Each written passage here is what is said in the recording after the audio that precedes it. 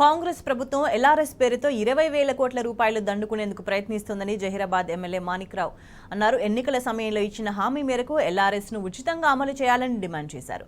LRS పేరుతో ప్రజలను ఇబ్బందులకు గురి చేసే విధంగా కాంగ్రెస్ వ్యవహరించడం సిగ్గుచేటని మాణిక్రావు మండిపడ్డారు.